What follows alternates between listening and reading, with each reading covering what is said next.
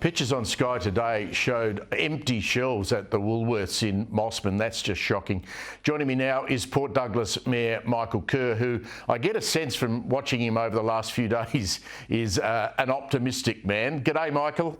Nice to talk to you again. Yeah, it's nice to see you again. I like the smile on your face, and I agree with you. If you've got a holiday booked in Port Douglas, which is one of the great places in the world, you can go out through Mareeba. Is that road okay? I know it takes a bit longer, but can you get through that way? You can get through that way. We've currently just got to close because we're trying to get the emergency services and the trucks through. As you said, you saw Woolworths with the shelves empty. We need to get those trucks through now. And we had about 50 trucks, I think it was, using that road today to get through.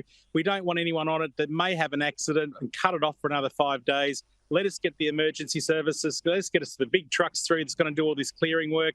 Let us get this food and all the perishables through that we need, and then we'll open it up for the public to use. We spoke yesterday and asked you about, the road damage. I'm going to talk to the poor old Lord Mayor of the Mayor of Lismore, who had to go through this 22 months ago, Steve Krieg, and his big problem was roads. How hard is it going to be to get Captain Cook Highway opened up, and what about the rest of the roads in your shire? Yeah, it's going to be hard. It's going to be a long road. And I actually had a really good conversation with him last night. He gave us a call to tell us about his experiences. So I'll certainly be making phone calls with him and keeping in touch. But it's going to be a long road to get the long road. There's irony in that to get that fixed. But we will do. And as I said last night, as long as we've got access to Port Douglas, so people can still get here. Maybe they'll stay longer if it's harder to get out. You've got food issues there, or you're getting stuff through okay? The stocks are all starting to come through. We had our first Coles truck come through yesterday morning, so Coles got their full share of food. Woolworths are getting theirs now. I saw the big truck as I was driving down now, heading towards Woolworths. So, the food is starting to come through. The only issue we've got currently at the moment is a water supply issue. Hopefully that will be fixed tonight, maybe tomorrow. Definitely by the weekend, to keep the fingers crossed that we're going to solve the water issue, and then we'll at least be a lot more comfortable than what we are at the moment. Let's just go a bit further north. You know the area much better than me, but you go past the Daintree and up to Mossman. Where is the area that you've got real concerns about now?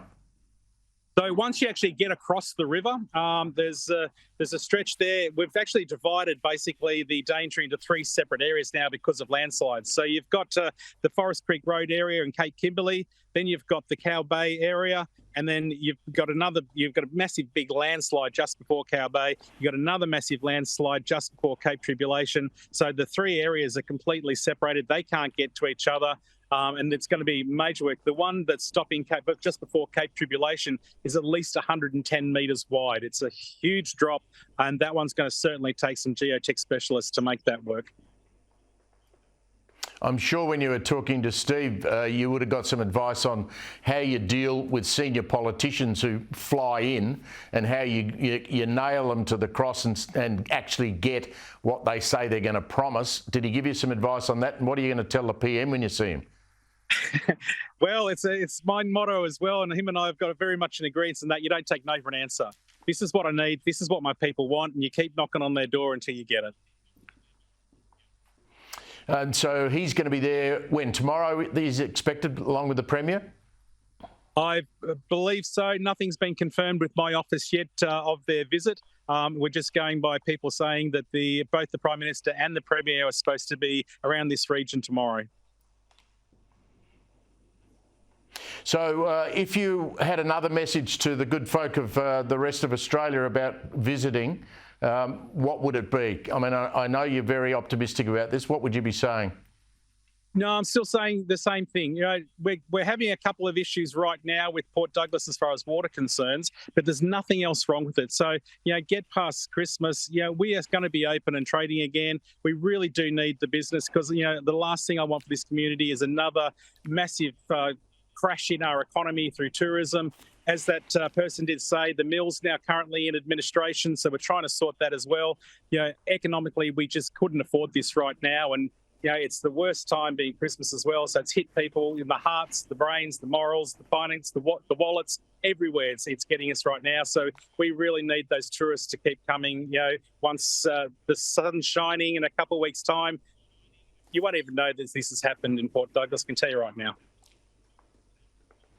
I had a very pleasant Anzac Day up there a couple of years ago and won a lot of money in the Iron pub in the main street. I've got very fond memories of that, I've got to tell you. Yeah, they do a good two up there. Do they ever? Michael, good luck with it all. Thank you again, Michael Kerr there.